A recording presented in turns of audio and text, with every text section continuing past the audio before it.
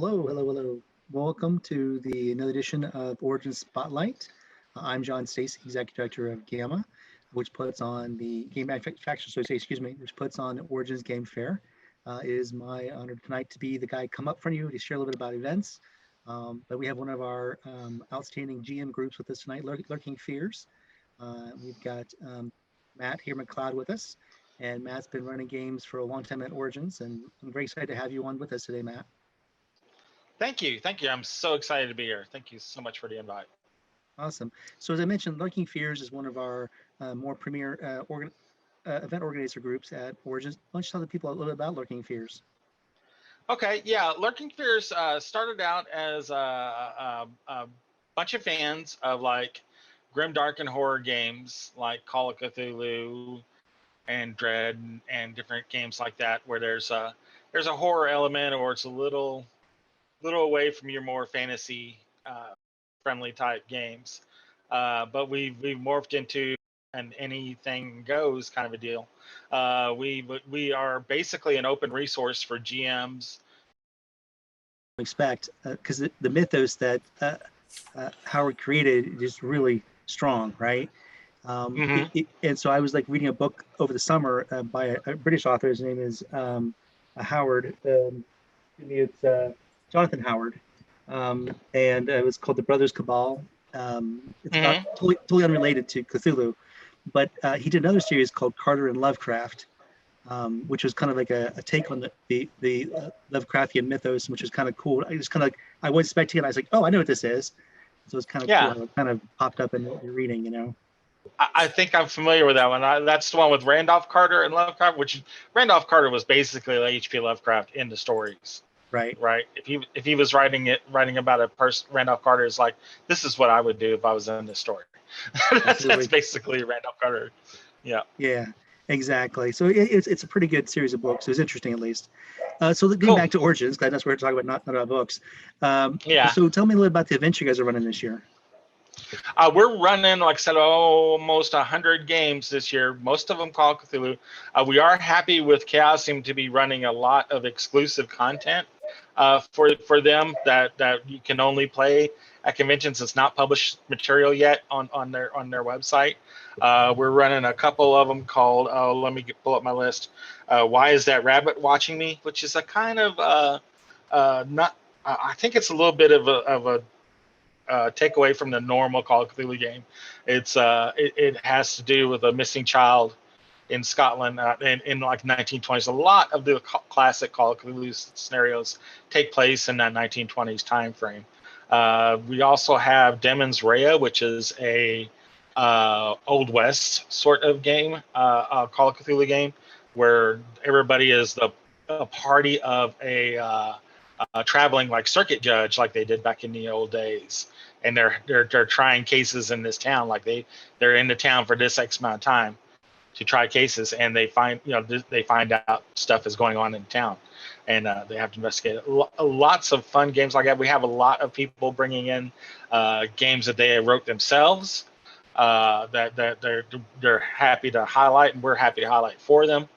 Bring into the game that have Call of Cthulhu or some other rule system in there. We support all kinds of different great publishers out there, but glad to do it. We have a ton of games, but yeah, we'll be going to be publishing that game list as soon as they're all through the event registration and stuff like that, and everybody can go through and pick their favorite game. Absolutely cool. And so the one thing I think is really cool about your group is you do a lot of atmospherics in your room to make the kind of room special. Tell us a little about that experience. Yeah, we dim the lights a little, based on what control we have of the room, depending on where we're going to be at in the con.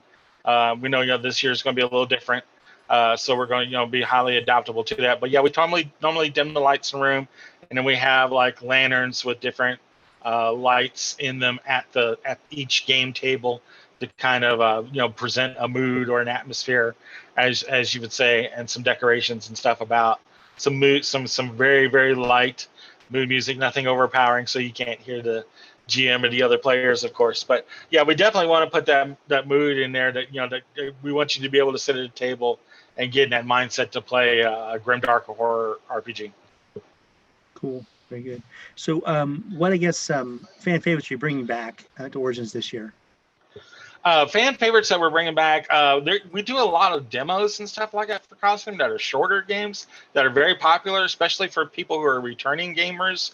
I mean, that are new to Call of Cthulhu, or they're people, or they're returning gamers that want to bring their friends into it and say, hey, try this game. Lightless Beacon is one of my favorite ones to do that. We'll be running that. It's a fantastic, like, short little 2-hour demo.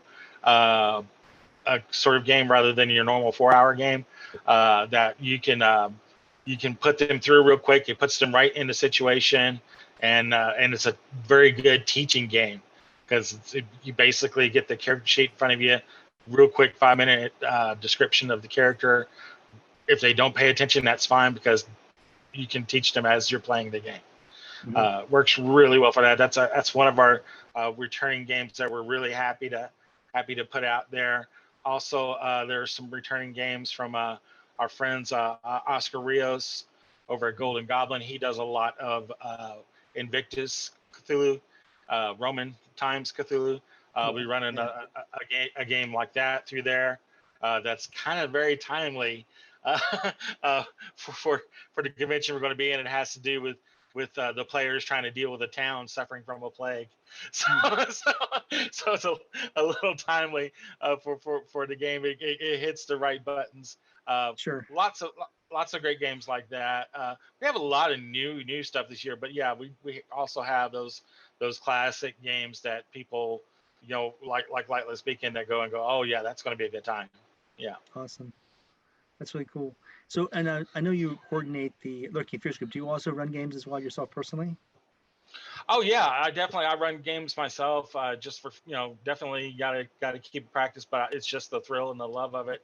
On top of, Call of Cthulhu and Traveler are like my two favorite game systems to run. Both mostly because they lend well to storytelling and having a large role play element into it and make it up as you go kind of a deal. They definitely lend to that kind of a scenario situation. Sure. So yeah, I run a lot of those kind of games on and broadcast them to YouTube and stuff like that.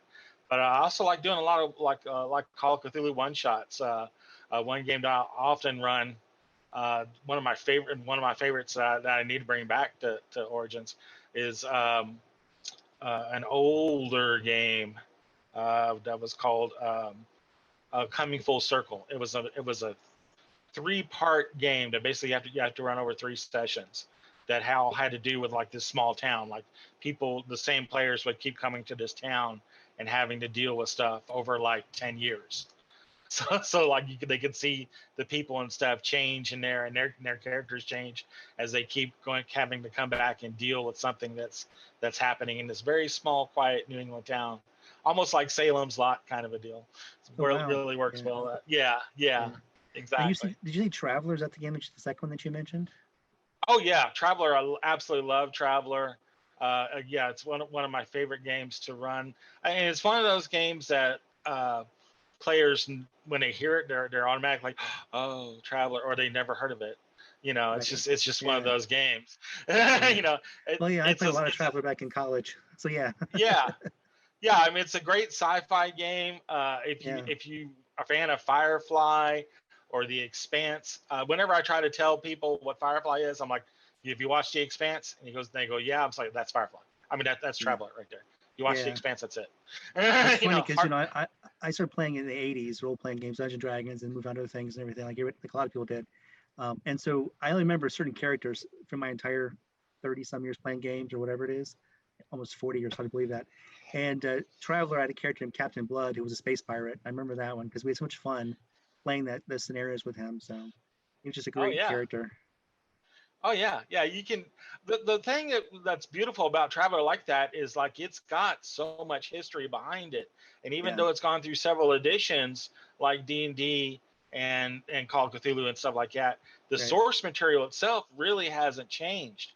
One of the best resources for that game out there that still works is the traveler map. There's an online map that you go to that has the entire galaxy mapped out, and you can go just click on a planet and like that's your adventure right there, because every planet, every system has a planet with like, here's the backstory on it. So you literally can go, where are you going? Where are you guys going? Okay, give me a few minutes. Let me read this. Okay, that's the game. This is what we're doing. Yep. It's beautiful. Absolutely. Yeah. So I think I don't get down into the rabbit hole. It's easy to do that, isn't it? Getting the rabbit holes and everything. Oh no, you're fine. I guess wormholes would be better for the story. Yeah. I was going to ask you about. So one thing I think we hear about people who are trying to run games at Origins or even a big convention is they're a little nervous about running for the first time. We're kind of chatting about that a little bit before the program started. What advice would you give a new GM who wants to come and do something at a game show like a convention like Origins? Absolutely. I mean, I wouldn't advise people to just like come in cold, like never run a game, to say, yeah, I want to run a game at Origins. You definitely should try to get a small group together, either your friends, and run some games, get a couple games under your belt, get used to how the dice and the mechanics and everything like that work in the game. Build your own style of running games, whether it's storyteller or numbers cruncher or what have you. But you definitely develop your own style, your own way of being able to look at the game and go, okay, I've got this. And then don't be nervous about coming and running the game at Origins or any of the other cons like that. It's people are there to have a good time. They want to come play your game. They're excited about playing the game. They're not 9/10 of the time. They're not going to know what your story is about. So if you completely mess it up, they'll never know.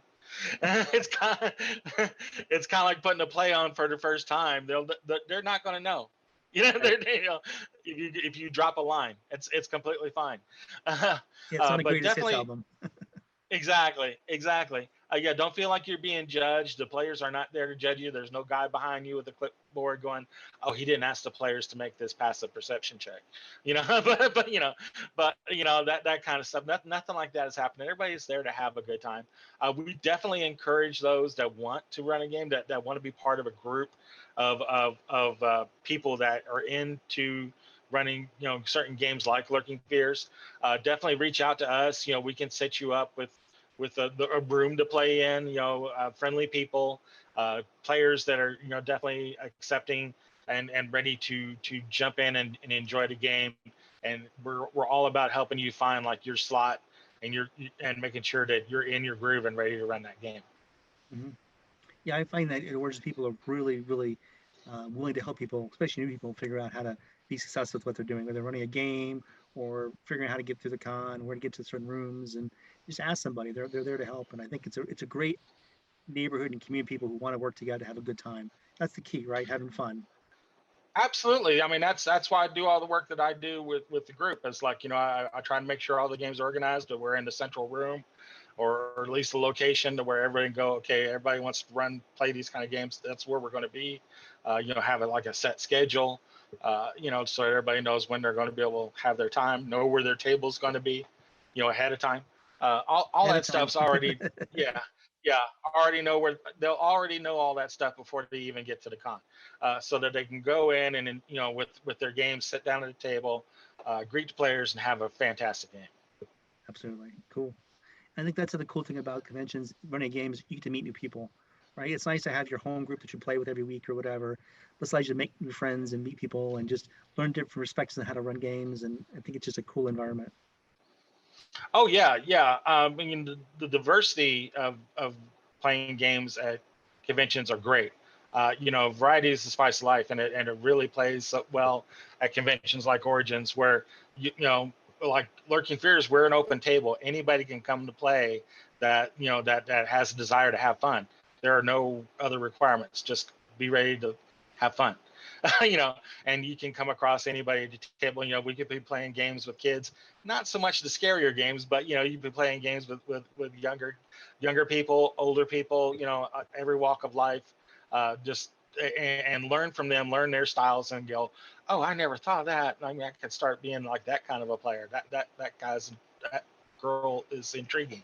I like I like their style. Mm-hmm. Exactly. I think that's the cool thing about being a GM is that you get to learn and grow as well, right? Because I mean, you want to have a good environment for your players, but you also want to have fun too as a GM, right? Oh yeah. Yeah.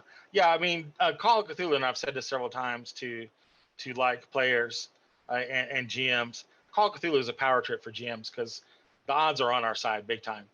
We don't, we don't worry about challenge rating, and we're expected to kill you. It's not can you get away. It's like how long can you last, basically. In Call of Cthulhu. So it is the ultimate power trip, and it keeps you on your toes and making sure that everybody is having fun and is entertained and not just, oh my gosh, this GM's out to kill me. Yeah, we are. But we want to have fun doing it too. So, exactly. It reminds me of a game I used to play called Paranoia, which you knew you were going to die. The question is, how are you going to die, right? Yeah, and have fun on the way getting there. Absolutely. Yeah, that's another one of the games we like running. That is a game that we actually, as GMs, the Lurking Fears GMs, like we like to kick back and play because it really gets us thinking. And that mindset, like when we're like before or after the con, we like to sit down and like, who wants to run Paranoia? We're like, oh yeah, okay, I'll do it. And it gets all the GMs thinking like, what would this player do in this situation? Yeah, absolutely. Yeah, it's some great mind problems, right? Figuring these things out. So. Oh yeah. Yeah, excellent, cool. So I guess the question I have is you've been doing Origins for a while. Why do you come to Origins to run games? Because it's such a friendly and fun con. It really, really is. I often say also on the Facebook post, like you'll also hear me say, like, if you don't go to North Market, you're missing half the reason to go to Origins. Yes, that is a huge reason for me to come to Origins is the downtime and going to North Market and grabbing something yummy to eat. But Origins is such a friendly and open, convention that you can go and sit down at a table and play anything, that looks good to you. You can sit down. A lot of times they may be, even though the game is sold out technically on the schedule, always just kind of show up with the tokens, and you might be able to find a spot. Somebody may not show up or something like that, or something happens, and you can just jump in on a fantastic game and have an incredible time. I think that's a good tip because I think it's easy to say, oh, that's sold out, I'm not gonna bother. But I like to watch games people play, even though I can't play them because I got sold out. I'll go hang out at my table and watch it for a little bit and learn some more about next time I play it that way. So it's kind of cool. Absolutely, yeah. Even if you can't buy them with generics, then definitely just sit and watch the game. Absolutely. If you don't have anything else to do or anything like that, it's definitely also a spectator sport as well as watching the other people play the game. Absolutely. Yeah. And I always make sure I ask the GM if it's okay for me to watch. I don't want to, because they have a vibe going. I don't want to ruin that by having the lurker outside watching, right? Which is a different thing with Cthulhu, right? They have their own lurkers. But anyways. Yeah, that's true. Absolutely true. But no, yeah, we're open to that. Again, we're a teaching group. We love teaching new people to play the game, and anybody coming in, sitting in, watching the game, we consider that they're trying to learn something off the game, and that's all part of it. Absolutely. Cool. Well, I really appreciate you joining us this evening. And any parting words you want to share with the audience before we start wrapping up this segment? Actually, I just wanted to announce that we're very excited. We have some big things happening on our Lurking Fears site. We basically just have the Facebook page right now, but we're going to be making some very big announcements in the next couple of weeks. We're already the official gaming group for Bloat Games, which is an indie publishing company that does horror games and stuff like that, like Survive This Zombies, also games like Vigilante City and stuff like that. But we're also are in the works to be a gaming group for other publishers as well that we're going to be announcing this week, and we're very, very excited to be part of that. And you're doing a pretty cool series now on your Facebook. It's Facebook or YouTube channel. You're interviewing a different GM each week, leading up to. Yeah, Origins. We have like 20 GMs coming to Origins this year, and some of them are new. A lot of them are returning people from like Rogue Cthulhu and stuff like that. But we wanted to make sure that the people that are coming to Origins or that may be nervous about sitting down at a table can at least see the GM and go, oh well, this is what their style is like. This is what they do. Okay. Mm-hmm. Cool. Yeah. Cool. Well, excellent. Well, I'm excited to see you guys at the show this year. It's in 9 weeks. It's coming up really fast. I was like walking through your area and anybody having a good time. So thanks again, coming out. Absolutely. I really appreciate it. Thank you so much. I'm glad to be here. Cool. So we want to wrap up talking a little bit about events that are coming up here. And so I want to check with Adam here, who's our technical person about. All right, cool. So we're looking at event submissions here, and the process we're going to run through here. Now, I unfortunately can't seem to see the slides on my Twitch channel, which is running on my iPad at the moment. It's not coming up. It's like a delay, so I can't see it. But I just want to share a few things about the dates on, and that tomorrow is when the early event submission period closes. That's tomorrow afternoon at 1 o'clock. But we're still doing, we have what we call a late submission. A late submission runs through August the 11th. And so you can still get events in if you want to run something. We are starting to fill up. We'll start going through the things that we got so far and place them. In fact, we've already started that already, going through the thousands of events we've got submitted. And so our goal is to have all those done before this period closes on August 11th. That way we can then focus on the late period submissions, because our goal is to have all of the events viewable by attendees by August 27th, which is a month before the show starts. So you have a chance to go in there, book your events, plan out your calendar, all the things you want to do on Origins. And then on September 12th is when event registration opens at 1 o'clock. And so we're looking at the event registration page now on here. And so if you notice the form, if you go through and fill that out, it talks a little about, your email address and a password setup and all that. But you can create a profile pretty easily on here to do that. And then we go on to the next screen. I'm going to make my viewer a little larger so I can see it here. And so you have a dashboard here, which you go through with your profile to set up with your profile, who are your submissions and that sort of thing. And then we go on to the next screen. And this is your submissions form. And so, you can just walk this. It's a pretty intuitive system how to use. Would you agree with that, Matt, when you just did the 98 of them that you've gone through and did? So yeah. I mean, it's really pretty simple. It's all point and click. The questions they answer you are pretty good. What I like to do, honestly, like for my GMs, is I make a Google form with many of these questions already on it, and I email it to my GMs. That way, when I get it back, I can just run through the spreadsheet and just start plugging these in right in on the Origin site. A little bit of preparation like that definitely goes a long way. Yeah, and there is a feature you can duplicate a current submission. Then you can just go back and just change the fields that you want to change too. It helps too. So this is our first time using this system. We used it last year. Fortunately, as we all know, shows didn't happen last year all across the board. So we're using it for the first time for real this year. Let's put it that way. So, but we've been pretty happy with the system. It is pretty intuitive once you get in there. It seems a little complicated at first, but it's pretty straightforward. And if you have any questions, you always can feel free to email us. It's events@gamma.org, and our events team, either Cynthia or Paul, will help you get your questions answered, get you signed up as a GM. And I think if you go onto our GMs page, there's also some information there around the perks for being a GM. Talking about if you do so many hours, you get a free badge, and if you do enough hours, you actually get a hotel room or part of a hotel room. So we try to treat our GMs well because we know it's the backbone of our show, and so we're very appreciative of that. And so if you want to come run events, we're always looking for people to come run games at Origin. So that was a pretty good going through that. But again, there's still time if you want to submit an event for this year. Again, it doesn't open until September 12th, so we've got time to get it in, get it approved, and get it placed, which is all on our back end, but we'll get it done, and we're going to have a great show in a few weeks. So again, I want to thank everybody for being in the audience tonight. Again, we are every other Tuesday night, and if you want to replay, either here live on Twitch or on Origins Game Fair's YouTube channel. And I'm John Stacey with Gamma. Thank you all for being part of our audience tonight, and hope to see you in Origins in a few weeks. Take care now.